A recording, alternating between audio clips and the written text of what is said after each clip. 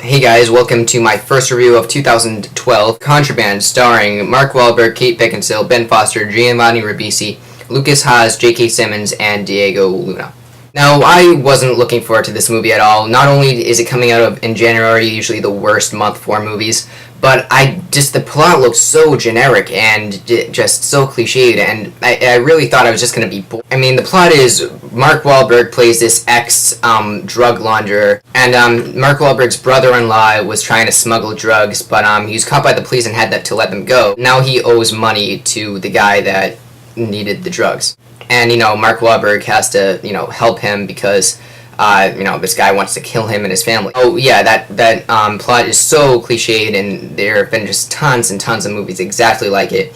However, this cast is fucking awesome. Mark Wahlberg, Kate Beckinsale, Ben Foster, Giovanni Ribisi, and J.K. Simmons are all fantastic actors, and Kate Beckinsale in more ways than one. This movie really caught me by surprise. I was not expecting it to be good. Now, this movie is a remake of a movie that came out in 2009 in Iceland, and the star of that movie is the director of this movie, and he does a very good job of directing it. The action scenes are very, very well done. It does take a little bit from Heat, but they are very, very well done. And the plot had enough, twists and turns in it to really engage me. It was like Salt from, 2 years ago.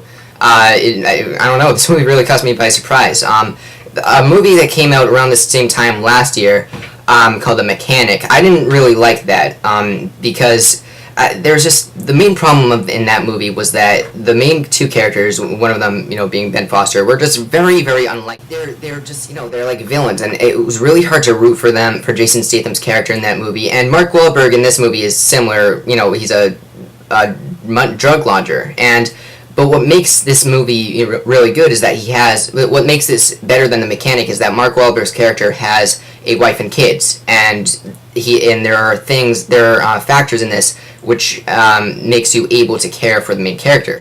Now, Giovanni Ribisi, I love him as an actor, and I did love him in this movie. However, it wasn't his acting that kind of brought this character down, it was the development of the character.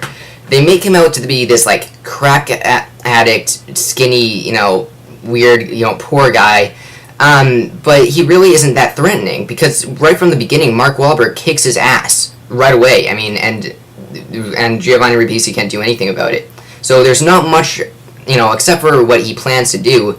You can totally see that Mark Wahlberg can just kick the shit out of him right away. But besides that, I was thoroughly entertained. I'm really surprised about it, but I'm going to give it a 7.5 out of 10, and if you don't have anything to do and you've seen all the Oscar movies, this is a good movie to just check out if you're bored.